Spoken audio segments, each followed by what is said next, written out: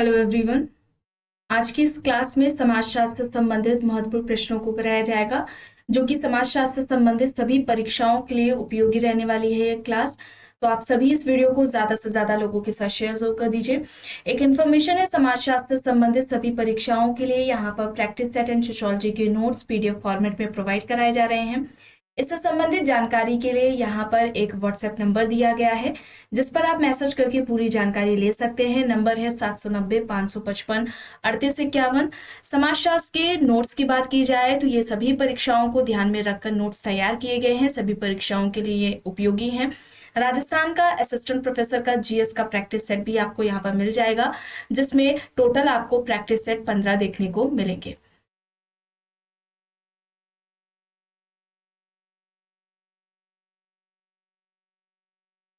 Okay, यहां तक हो गया था। चलिए यहां से शुरू करना है। देखिए प्रश्न है कि बोर्दियों ने इनमें से किसको एक आंतरिक, मानसिक एवं संज्ञानात्मक संरचना के रूप में माना, जिनके माध्यम से लोग सामाजिक दुनिया से व्यवहार करते हैं। आदत, संस्कृति पूंजी, सांस्कृतिक पुनरुत्पादन, प्रतीक यहाँ पर दिए गए हैं। बोर्दियों ने इनमें से किसे एक आंतरिक, मानसिक या संज्ञानात्मक संरचना के रूप में माना, जिनके माध्यम से लोग सामाजिक दुनिया से व्यवहार करते हैं। यहाँ पर होगा आदत। ठीक है, आदत होगा, ऑप्शन ए यहाँ पर राइट आंसर हो जाएगा। ठीक है, यहाँ पर आदत सही है। बोर्दियों की बात की जाए तो बोर्दियों की अवधारणाओं से संबंधित जो इंपॉर्टेंट इनके कॉन्सेप्ट्स, अवधारणाएं हैं, ये एग्जाम्स में पूछे जाते हैं। जैसे कि पहली एक तो है इनकी सांस्कृतिक पूंजी की अवधारणा। ठीक है, सांस्कृतिक पूंजी, सांस्कृतिक पूंजी का कॉन्सेप्ट हो जाएगा इनका। इसके अलावा सांस्कृतिक संरचनावाद की बात इनके द्वारा की गई है। सांस्कृतिक संरचनावाद, सांस्कृतिक संरचनावाद की अवधारणा इन्होंने दी है। और अगर बात करें हम सामाजिक पुनरुत्पादन या सांस्कृतिक पुनरुत्पादन, इस तरह से एग्जाम्स में कुछ पूछा जाता है, सांस्कृतिक पुनरुत्पादन या सामाजिक पुनरुत्पादन, ये इनका कॉन्सेप्ट हो जाएगा। और वर्ग को विश्लेषित करने के लिए पूंजी या संपत्ति की 4 प्रकार की इन्होंने बात की थी।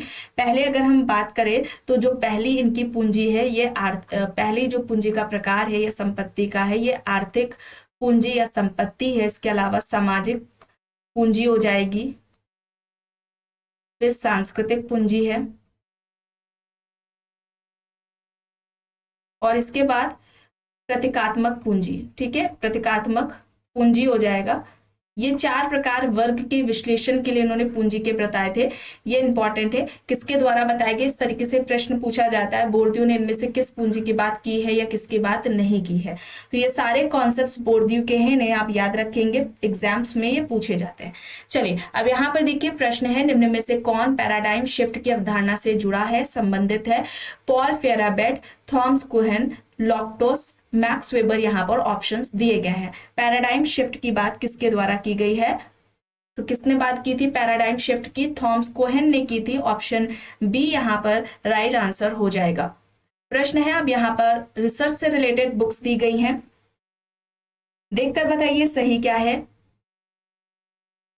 डिजाइन ऑफ सोशल रिसर्च की बात की जाए, डिजाइन ऑफ सोशल रिसर्च की, तो ये हो जाएगी पुस्तक R.L. एकॉफ की। ठीक है, R.L. एकॉफ की हो जाएगी डिजाइन ऑफ सोशल रिसर्च। इसके अलावा बात की जाए scientific social survey and research, तो ये हो जाएगी P.V. यंग की। ठीक है, scientific social survey and research P.V. Young की हो जाएगी। गुड एंड हॉट की बात की जाए तो मेथड्स इन सोशल रिसर्च हो जाएगी गुड एंड हॉट की। और आखिरी में बचती है एलिमेंट्स ऑफ रिसर्च, तो ये F.L. विटने की हो जाएगी। ठीक है, ये इंपॉर्टेंट है, याद रखिएगा। ऑप्शन डी यहाँ पर राइट आंसर हो जाएगा। ठीक है, विकल्प डी यहाँ पर सही है। आगे देखते हैं, मैक्स वेबर के अनुसार कौन सा एक समाज में स्त्रीकरण का केंद्रीय अंग नहीं है। सत्ता, वर्ग, पद, शक्ति, यहाँ पर ऑप्शंस दिए गए हैं। अच्छा, मैक्स वेबर ने इस तरीके से प्रश्न पूछा जाता है कि सामाजिक स्त्रीकरण का बहुआयामी या त्रिआयामी सिद्धांत किसके द्वारा दिया गया था। त्रिआयामी या बहुआयामी समाजीकरण से संबंधित त्रिआयामी या बहुआयामी जो सिद्धांत है, ये किसके द्वारा दिया गया था, तो वेबर ने दिया था। ठीक है, मैक्स वेबर का है ये, याद रखिएगा। अब इसमें से किसकी बात नहीं की गई है वेबर के द्वारा, ये पूछा जा रहा है, तो यहाँ पर सत्ता हो जाएगा। ठीक है, सत्ता हो जाएगा, यहाँ पर ऑप्शन ए यहाँ पर राइट आंसर हो जाएगा। ठीक है, ऑप्शन ए यहाँ पर राइट आंसर हो जाएगा। इसके बाद नहीं की थी, क्लास स्टेटस एंड पावर की बात की थी इन्होंने। ठीक है, क्लास स्टेटस एंड पावर की इन्होंने बात की थी, और इनके सामाजिक स्त्रीकरण का प्रयोग किसके द्वारा किया गया था, आंद्रे बेत्ते। ठीक है, आंद्रे बेत्ते ने इनके सामाजिक स्त्रीकरण का जो आधार, इन्होंने सामाजिक स्त्रीकरण का सिद्धांत दिया था, उसका प्रयोग किया था, और उसके आधार पर ही आंद्रे बेत्ते ने सामाजिक स्त्रीकरण के 3 आधार बताए थे। सामाजिक स्त्रीकरण के 3 आधार आंद्रे बेत्ते द्वारा जो बताए गए हैं, ये है, एक तो जाति, ठीक है, जाति है, दूसरा है वर्ग, और तीसरा हो जाएगा शक्ति, कास्ट। और इसी से संबंधित इनकी पुस्तक है caste, class and power. Caste, class and power, ये इनकी पुस्तक है, और ये 1958 में आती है, ये याद रखिएगा। और एक इसी से मिलती जुलती एक पुस्तक और है, वो है क्लास, स्टेटस एंड पावर। ठीक है, क्लास, स्टेटस एंड पावर, ये किसकी पुस्तक है, और ये सामाजिक स्त्रीकरण की पहली पाठ्य पुस्तक है, ये याद रखिएगा, लिप्सेट एंड बेनेडिक्ट की है। ठीक है, लिप्सेट एंड बेनेडिक्ट की ये पुस्तक है, क्लास, स्टेटस एंड पावर। ये सामाजिक स्त्रीकरण की पहली पाठ्य पुस्तक मानी जाती है। क्लास, स्टेटस एंड पावर ये किसकी है, कास्ट, स्टेटस एंड पावर ये आंद्रे बेत्ते की है। Class, status and power Lipset and Benedict की है। ठीक है, चलिए अब यहाँ पर देखिए प्रश्न है, किसने लिखा है कि इसके विस्तृत अर्थों में समाजशास्त्री मानवीय अंतःक्रियाओं एवं अंतःसंबंधों, उनकी दशाओं तथा परिणामों का अध्ययन है। ऑप्शंस है Morris Ginsberg, MacIver and Page, L A Coser, Talcott Parsons, यहाँ पर ऑप्शंस दिए गए हैं। इसके विस्तृत अर्थों में समाजशास्त्री मानवीय अंतःक्रियाओं एवं अंतःसंबंधों, उनकी दशाओं तथा परिणामों का अध्ययन है। यहाँ पर राइट क्या होगा, मोरिस जिन्सबर्ग होगा। मोरिस जिन्सबर्ग, ऑप्शन ए यहाँ पर सही हो जाएगा। प्रश्न है, निम्न विद्वानों में से किसने तर्क दिया है कि एक साथ रहने वाले लोगों के जीवन में क्रियाशील अंतर्निहित प्रक्रियाओं का अनुसंधान ही सामाजिक अनुसंधान है। PV young, Bogardus, good and hot, G.A.. Lundberg, यहाँ पर ऑप्शंस दिए गए हैं। एक साथ रहने वाले लोगों के जीवन में क्रियाशील अंतर्निहित प्रक्रियाओं का अनुसंधान ही सामाजिक अनुसंधान ही किसके द्वारा बात कही गई है, तो यहाँ पर सही होगा बोगार्डस। ठीक है, बोगार्डस यहाँ पर राइट होगा। सामाजिक दूरी का पैमाना इनके द्वारा दिया गया है, सामाजिक दूरी पैमाना किसका है, बोगार्डस का है। चलिए अब यहाँ पर देखिए किसने कहा है, उपकल्पना परीक्षण किया जाने वाला एक प्रस्ताव है। उपकल्पना परीक्षण किया जाने वाला एक प्रस्ताव है, ये बात किसने कही है, E S. Bogardus, P V Young, F N. Kerlinger, या फिर इनमें से कोई भी नहीं। उपकल्पना परीक्षण किया जाने वाला एक प्रस्ताव है, यह बात किसके द्वारा कही गई है, यहाँ पर बोगार्डस होगा। ठीक है, बोगार्डस सही होगा, ऑप्शन ए यहाँ पर राइट आंसर हो जाएगा। प्रश्न है, निम्न में से परिवार की उत्पत्ति हेतु क्रमिक विकास के विचार की अवधारणा किसने दी। विकल्प में मॉर्गन, टाइलर, बैकोफेन, मेलानोवस्की यहाँ पर दिए गए हैं। परिवार की उत्पत्ति के लिए क्रमिक विकास के विचार की अवधारणा किसने दी, या इस तरीके से पूछा जा सकता है, परिवार के विकास की अवस्थाओं की बात किसके द्वारा की गई है, जिसमें 5 मुख्य परिवार बताए गए थे मॉर्गन के द्वारा। ठीक है, यहाँ पर मॉर्गन होगा। अगर हम बात करें परिवार के विकास के अवस्थाओं की, जो कि मॉर्गन के द्वारा दिया गया है, इसमें पहला जो बताया गया है ये समरक्त परिवार है। ठीक है, पहला क्या हो जाएगा, समरक्त परिवार हो जाएगा। इसके अलावा दूसरा जो परिवार है ये समूह परिवार है। ठीक है, दूसरा क्या हो जाएगा, समूह परिवार हो जाएगा। तीसरा हो जाएगा युगल परिवार। ठीक है, तीसरा हो जाएगा युगल परिवार हो जाएगा। और फिर उसके बाद ये पितृसत्तात्मक परिवार की बात करते हैं, पितृसत्तात्मक परिवार की बात करते हैं। और फिर आता है एक विवाहीय परिवार, एक विवाहीय परिवार। ये 5 अवस्थाएं विकास, परिवार के विकास की। मॉर्गन के द्वारा बताई गई हैं, उन्हीं से संबंधित प्रश्न आया है। ये सही क्रम में लगाने को आता है, तो ये सही क्रम है, इस तरीके से आप याद कर लीजिएगा, सही क्रम में भी लगाने को प्रश्न पूछा जाता है। ठीक है, तो इसे याद रखिएगा। चलिए आगे देखते हैं। प्रश्न है श्रम संघ क्या है? संघ है, संगठित हित समूह है, महासंघ है, या फिर उपयुक्त सभी। श्रम संघ क्या है? श्रम संघ क्या है? एक संगठित हित समूह है, ऑप्शन ए यहां पर बी होगा। ठीक है, विकल्प बी यहां पर राइट होगा।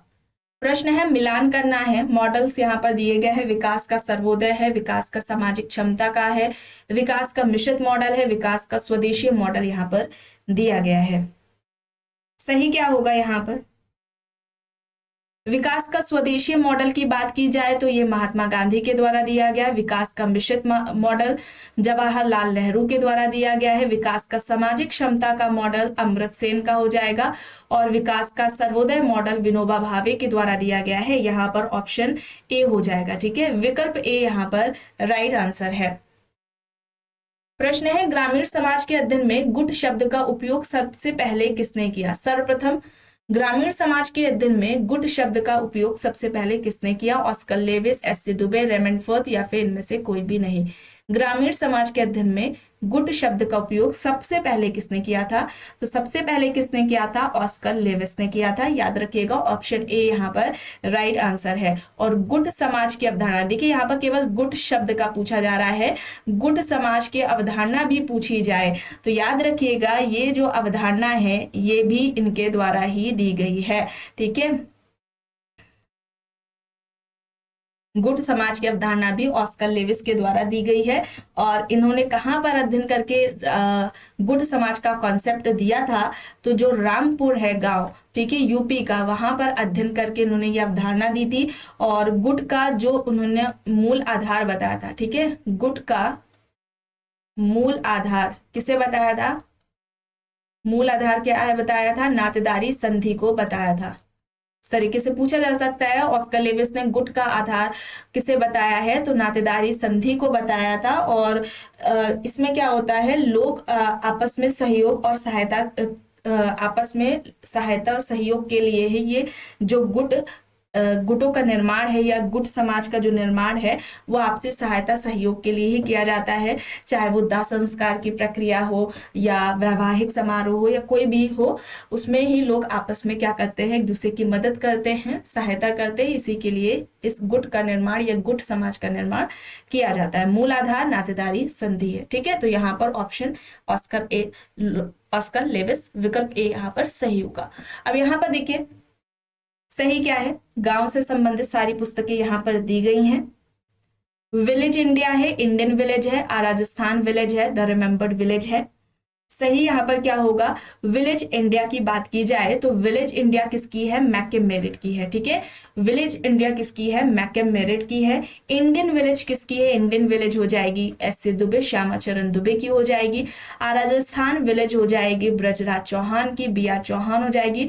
और द रिमेम्बर्ड विलेज हो जाएगी एम एन श्रीनिवास की। ठीक है, तो यहाँ पर क्या होगा? यहाँ पर सही होगा ऑप्शन बी, विकल्प बी यहाँ पर राइट है। ठीक है, कंफ्यूज मत होइएगा, अक्सर एक साथ लगाने को इस तरीके से एक साथ ही दे दी जाती है। सभी पुस्तकें फैमिली से रिलेटेड एक सारी पुस्तकें दे दी जाएंगी तो उसमें अक्सर बच्चे कंफ्यूज हो जाते हैं। तो यहाँ पर ऑप्शन बी होगा। आगे देखते हैं, ग्राम नगरीकरण यह पद किसके अध्ययन से संबंधित है? ग्राम, कस्बा और शहर, ग्रामीण क्षेत्र, ग्रामीण नगरीय लोगों की जीवन यापन की शैली। ग्राम नगरीकरण, अच्छा, ग्राम नगरीकरण की जो अवधारणा है ये किसके द्वारा दी गई है? ये आपको कमेंट बॉक्स में बताना है। यहाँ पर सही क्या होगा? ऑप्शन डी यहाँ पर राइट होगा, ग्रामीण नगरीय लोगों की जीवन यापन की शैली। ऑप्शन डी यहाँ पर राइट आंसर हो जाएगा। अब यहाँ पर पुस्तकें दी गई हैं, सामाजिक जनांकिकी से संबंधित पुस्तकें हैं। डेमोग्राफी है, सोशल डेमोग्राफी, सिस्टमैटिक एक्सपोजिशन है, पॉपुलेशन एंड सोसाइटी है, population of India and Pakistan है। तो कई बार पुस्तकें पूछी, ये बुक पूछी गई है, population and India and Pakistan. यहाँ पर सही क्या होगा? डेमोग्राफी की बात की जाए तो ये पीटर आर कॉक्स की पुस्तक हो जाएगी। इसके अलावा social demography a systematic exposition, ये एम के प्रेमी की हो जाएगी। पॉपुलेशन एंड सोसाइटी की बात की जाए तो ये डेविड एम हीर की हो जाएगी। Population of India and Pakistan, ये किंग्सले डेविस की हो जाएगी। तो यहाँ पर ऑप्शन सी होगा, ठीक है, विकल्प सी यहाँ पर राइट आंसर हो जाएगा। प्रश्न है, जजमानी प्रथा को किसके द्वारा बेहतर स्पष्ट किया जा सकता है? ऑप्शन देखिए, लोगों का पारस्परिक विश्वास तथा सहयोग, लोगों का परस्पर विरोधी हित, जजमानों द्वारा अपनाए जाने वाले दमनकारी उपाय तथा दमन उत्पीड़न, लोगों का परस्पर विरोधी हित और अविश्वास। अगर हम बात करें जजमानी प्रथा की या जजमानी व्यवस्था की, तो सबसे पहले ये कॉन्सेप्ट किसके द्वारा दिया गया, या ये कॉन्सेप्ट किसका है, या किसने सबसे पहले जजमानी व्यवस्था की बात की, जजमानी व्यवस्था से संबंधित अध्ययन किया? तो याद रखिएगा, विलियम वाइजर, ठीक है, विलियम वाइजर है जिनका ये कॉन्सेप्ट है। सबसे पहले इन्होंने इस शब्द का प्रयोग किया, या ये अवधारणा इनके द्वारा ही दी गई है, और ये उत्तर प्रदेश के करीमपुर गांव पर आधारित है। करीमपुर उत्तर प्रदेश का गांव है करीमपुर, वहां पर अध्ययन करके ऑस्कर विलियम वाइजर ने जजमानी व्यवस्था या जजमानी प्रथा की बात की थी। और जो जजमानी व्यवस्था है, इसे जजमानी सिस्टम को प्रकार्यात्मक संस्था बताया था, जिसमें जातियां आपस में योगदान करती हैं, सहायता करती हैं। सेवा लेने वाली जाति को जजमान कहा गया था और सेवा देने वाली जाति को कमीन कहा जाता है। और यहाँ पर राइट आंसर लोगों का पारस्परिक विश्वास और सहयोग होगा। ऑप्शन ए यहाँ पर राइट आंसर हो जाएगा। ऑस्कर लेविस ने भी जजमानी व्यवस्था की बात की है, लेकिन हालांकि इन्होंने, ऑस्कर लेविस ने जजमानी व्यवस्था को शोषणकारी संस्था बताया था। इसमें उन्होंने देखा कि कुछ उच्च जातियां हैं जो केवल सेवा लेती हैं, सेवा देती नहीं है। इसमें उच्च जातियां निम्न जातियों का शोषण करती हैं, ठीक है। तो यहां पर ऑप्शन ए हो जाएगा। अब यहां पर देखिए, सोशल डेमोग्राफी से संबंधित यहां पर थ्योरीज दी गई हैं, अभी जल्दी ही क्लास भी ली गई थी। चलिए देखकर बताइए सही क्या होगा। सही यहां पर क्या होगा, जनसंख्या का ज्यामितीय वृद्धि और खाद्य आपूर्ति की गणितीय वृद्धि किसके द्वारा बताई गई थी? किसने बात की थी? जनसंख्यात्मक निर्धारणवादी माल्थस। ऑप्शन यहाँ पर क्या होगा? फिफ्थ होगा, ठीक है। और जो पथ्य आहार सिद्धांत है, डाइट थ्योरी किसका है? डाइट थ्योरी किसकी है? डबल डे की डाइट थ्योरी हो जाएगी। ऑप्टिमम पॉपुलेशन थ्योरी किसकी थी, किसकी बताई गई थी? डॉल्टन, यहाँ पर डॉल्टन हो जाएगा। और सामाजिक केशिका जो सिद्धांत है वो किसका है? ड्यूमो का है, ठीक है। सामाजिक केशिका का सिद्धांत ड्यूमो का है। ऑप्शन सी यहाँ पर राइट आंसर हो जाएगा, ठीक है। विकल्प यहाँ पर सी राइट आंसर हो जाएगा। ये इंपॉर्टेंट है, अक्सर एग्जाम्स में पूछा जाता है, ये याद रखिएगा। इसके अलावा इष्टतम जो जनसंख्या सिद्धांत है या अनुकूलतम जनसंख्या का सिद्धांत, ऑप्टिमम पॉपुलेशन थ्योरी, इससे रॉबिन्स है, ठीक है। रॉबिन्स याद रखिएगा, आपको बताया गया है। कार्ल सैंडर्स हैं और डॉल्टन तो यहाँ पर दिया ही गया है, ठीक है। तो ये मुख्य हैं, ये याद रखिएगा। और जनसंख्या का जो घनत्व सिद्धांत है, ठीक है, जनसंख्या घनत्व जो सिद्धांत है ये किसके द्वारा दिया गया है? सैडलर के द्वारा दिया गया। याद रखिएगा, जनसंख्या का घनत्व सिद्धांत किसने दिया है? सैडलर ने दिया है, ठीक है। बढ़ती संपन्नता व सुख का सिद्धांत ये बताया गया है। बढ़ती संपन्नता व सुख सिद्धांत ये किसका है? ये ब्रेंटो का है, ठीक है। किसका है? ब्रेंटो का है। और वृद्धिघात सिद्धांत ये किसका है? रेमंड पर्ल का है, ठीक है। याद रखिएगा, रेमंड पर्ल, लॉवेल, जे रीड है। ये इंपॉर्टेंट है, याद रखिएगा। इस तरीके से एग्जाम्स में थ्योरीज पूछी जाती हैं, ठीक है। तो यहाँ पर ऑप्शन सी होगा। अब यहाँ पर देखिए प्रश्न है, गिडन्स के अनुसार निम्न में से कौन आधुनिकता की मूल संस्थाओं का अंग नहीं है? पूंजीवाद, उद्योगवाद, निगरानी क्षमताएं, लोकतांत्रिकरण यहाँ पर दिया गया है, या लोकतंत्रीकरण यहाँ पर ऑप्शंस है। एक नहीं है ये पूछा जा रहा है। राइट यहाँ पर क्या होगा?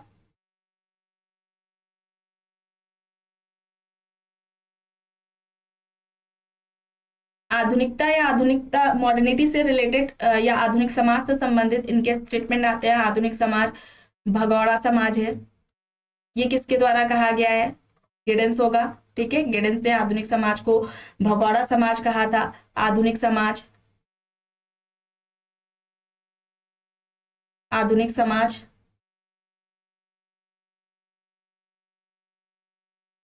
प्रतिबिंब समाज है। रिफ्लेक्सिव सोसाइटी किसने कहा है? गिडेंस ने कहा है। और इसके अलावा आधुनिकता बहुआयामी है। ठीक है, आधुनिकता बहुआयामी है। इस तरीके से पूछा जाता है किसके द्वारा कहा गया है, तो याद रखिएगा गिडेंस ने कहा है आधुनिकता बहुआयामी है, जिसमें इन्होंने कहा था कि परिवर्तन व गत्यात्मकता अंतर्निहित होती है, पाई जाती है। और यहाँ पर ऑप्शन डी होगा। ठीक है, नेशन स्टेट की बात की थी, पूंजीवाद है, उद्योगवाद है, निगरानी क्षमताएं हैं, और चौथा जो लास्ट है वो राष्ट्र राज्य है। ठीक है, चलिए अब यहाँ पर देखिए प्रश्न है किसने आधुनिकता के अग्रिम चरण का वर्णन करने के लिए जगरनॉट नाम दिया है? David Held, Anthony Giddens, R Robertson, Manuel Castells. यहाँ पर ऑप्शंस दिए गए हैं। आधुनिकता के अग्रिम चरण का वर्णन करने के लिए जगरनॉट का नाम किसके द्वारा दिया गया है? तो यहाँ पर सही होगा एंथोनी गिडेंस। ठीक है, एंथोनी गिडेंस होगा।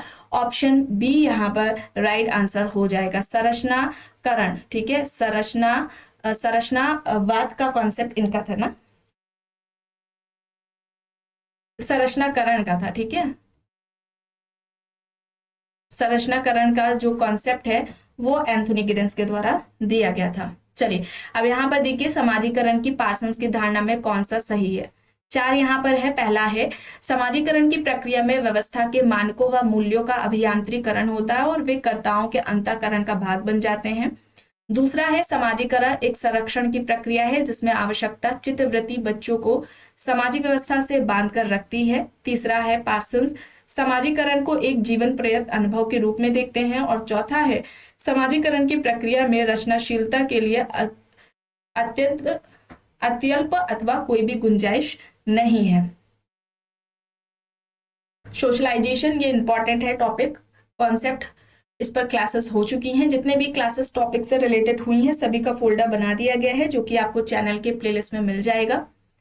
और यहाँ पर ऑप्शन डी ये सारे होंगे, विकल्प डी यहाँ पर राइट आंसर हो जाएगा। आगे देखते हैं निम्न में से किसने बाजार और संपत्ति की स्थिति के रूप में सामाजिक वर्गों का विश्लेषण किया है? मैक्स वेबर, जे गोल्डथोर्प, दुर्खिम, पार्सन्स। यहाँ पर ऑप्शंस है बाजार और संपत्ति की स्थिति के रूप में सामाजिक वर्गों का विश्लेषण किसने किया है?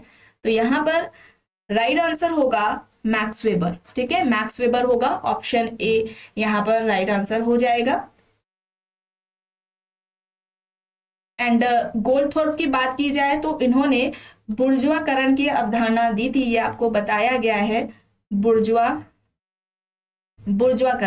बुर्जुआकरण में क्या होता है, जब श्रमिकों की स्थिति में उनकी सिचुएशन में सुधार देखने को मिलता है, या यूं कहा जाए कि जब श्रमिकों में मध्यम वर्ग के जो जीवन शैली है या मध्यम वर्ग के जो लक्षण है ये जब उनमें दिखाई देने लगते हैं तो उसको ही हम क्या कहते हैं? बुर्जुआकरण कहते हैं। ठीक है, चलिए आगे यहाँ पर देखिए किसने कहा है कि आत्महत्या समाज के नकारात्मक दबाव का प्रतिफल है। आत्महत्या को समाज के नकारात्मक दबाव का प्रतिफल किसने माना? Freud, MacIver, Page, Durkheim, Parsons. यहाँ पर ऑप्शंस दिए गए हैं। सही यहाँ पर क्या होगा? कौन सा विकल्प यहाँ पर सही होगा? तो यहाँ पर सही होगा एमएल दुर्खीम। ऑप्शन सी यहाँ पर राइट हो जाएगा। दुर्खीम ने आत्महत्या को व्यक्तिगत क्रिया या व्यक्तिगत व्यक्तिगत क्रिया नहीं बताया था, बल्कि इसे सामाजिक क्रिया ही माना था, सामाजिक क्रिया माना था, सोशल फैक्ट कहा था। और इसका जो कारण है आत्महत्या का, ये दुर्खीम के द्वारा समाज को ही बताया गया था। और दुर्खीम ने 4 तरह की आत्महत्या की बात भी की थी। ठीक है, दुर्खीम ने 4 तरह की आत्महत्या की बात भी की थी। 4 प्रकार कौन से हैं आपको कमेंट बॉक्स में बताना है। अब यहाँ पर प्रश्न देखिए, सामाजिक क्रिया के वेबेरियन वर्गीकरण का सही क्रम बताना है। सामाजिक क्रिया के वेबेरियन, ठीक है, वेबर, मैक्स वेबर ने सामाजिक क्रिया के 4 प्रकार बताए थे। और ना केवल सामाजिक क्रिया के प्रकार बताए, इन्होंने सामाजिक क्रिया सोशल एक्शन को समाजशास्त्र की विषय वस्तु वस्तु भी बताया था। समाजशास्त्र की विषय वस्तु सामाजिक क्रिया को बताया था, और इस सामाजिक क्रिया के अध्ययन के लिए मैक्स वेबर ने आइडियल टाइप, आदर्श प्रारूप और व्याख्यात्मक बोध, ये 2 पद्धतियां बताई थी सामाजिक क्रिया के अध्ययन के लिए। और यहाँ पर ये जो सामाजिक क्रिया के 4 प्रकार वेबर के द्वारा बताए गए हैं उसे सही क्रम में लगाना है। और ये कई बार बताया भी गया है, एग्जाम्स में बार बार आपसे बताया भी जाता है, इस तरीके से प्रश्न एग्जाम्स में पूछे जाते हैं। तो अगर हम बात करें, सबसे पहले किसकी बात की थी, तार्किक क्रिया की बात की गई थी। फिर उसके बाद अगर हम बात करें मूल्यांकनात्मक क्रिया हो जाएगी, ठीक है, प्रभावात्मक, या अगर हम बात करें भावात्मक क्रिया की बात की गई है, और फिर लास्ट में परंपरागत क्रिया। यहाँ पर ऑप्शन डी होगा, ठीक है, विकल्प डी होगा। पहले इन्होंने तार्किक क्रिया की बात की है, फिर मूल्यांकनात्मक क्रिया की बात की, भावात्मक क्रिया और परंपरागत क्रिया की बात की थी। प्रश्न है, वेबर के विचार के अनुसार ऐतिहासिक प्रगति तथा विकास को एक प्रक्रिया के द्वारा कर सकते हैं जिसे उन्होंने कहा। ऑप्शंस है विवेकीकरण, नौकरशाहीकरण, प्रबोधन, या फिर इनमें से कोई भी नहीं। यहाँ पर सही क्या होगा, यहाँ पर सही होगा विवेकीकरण, ठीक है, विवेकीकरण होगा, ऑप्शन ए यहाँ पर राइट होगा। प्रश्न है, यह किसका तर्क है कि समाज तथा व्यक्ति अलग अलग नहीं है बल्कि दोनों एक ही हैं। समाज तथा व्यक्ति अलग अलग नहीं है बल्कि दोनों एक ही हैं। Karl Marx, Max Weber, Durkheim, Parsons, यहाँ पर ऑप्शंस हैं। सही यहाँ पर होगा पार्सन्स, ठीक है, पार्सन्स होगा, ऑप्शन डी यहाँ पर राइट आंसर हो जाएगा। समाजशास्त्र के क्षेत्र में, समाजशास्त्र में मुख्य योगदान पार्सन्स का 3 रहा है। एक तो प्रकार्यवाद पर, फंक्शनलिज्म पर रहा है, दूसरा सोशल सिस्टम पर, सामाजिक व्यवस्था पर, और तीसरा सोशल एक्शन, सामाजिक क्रिया पर। अब यहाँ पर देखिए आखिरी प्रश्न है, निम्न में से कौन सा कथन सही नहीं है। ऑप्शन ए है, एक से अधिक कर्ता मानक और मूल्यों के अनुसार परस्पर अंतरक्रिया करते हुए सामाजिक व्यवस्था को जन्म देते हैं। ऑप्शन बी है, पार्सन्स ने अपना सिद्धांत वेबर व पैरेटो को अस्वीकार कर दिया। तीसरा है ऑप्शन सी, पार्सन्स ने विसंगति का वर्णन अपनी पुस्तक द सोशल सिस्टम में किया। और चौथा लास्ट ऑप्शन डी है, सोरोकिन ने सामाजिक स्त्रीकरण का निर्धारण गुण, व्यवहार, कुशलता एवं मालकियत के आधार पर किया है। तो यहाँ पर देखिए कौन सा सही नहीं है ये बताना है। एक से अधिक कर्ता मानक और मूल्यों के अनुसार परस्पर अंतरक्रिया करते हुए सामाजिक व्यवस्था को जन्म देते हैं। पार्सन्स ने अपना सिद्धांत वेबर व पैरेटो को अस्वीकार करके दिया था। पार्सन्स ने विसंगति का वर्णन अपनी पुस्तक द सोशल सिस्टम में किया है। और यहाँ पर सोरोकिन नहीं होगा, यहाँ पर पार्सन्स होगा, ठीक है। पार्सन्स ने सामाजिक स्त्रीकरण का निर्धारण गुण, व्यवहार, कुशलता, मालकियत के आधार पर किया था। तो ऑप्शन डी यहाँ पर राइट आंसर हो जाएगा। तो आज के इस क्लास में बस इतना ही। आई होप ये आपको पसंद आई होगी। अगर पसंद आई है तो प्लीज लाइक करिएगा, कमेंट करके जरूर बताइएगा। चैनल पर अगर आप नए हैं तो चैनल को भी जरूर सब्सक्राइब कर लीजिएगा, एंड इस वीडियो को जितना हो सके ज्यादा से ज्यादा लोगों के साथ शेयर भी जरूर करिएगा।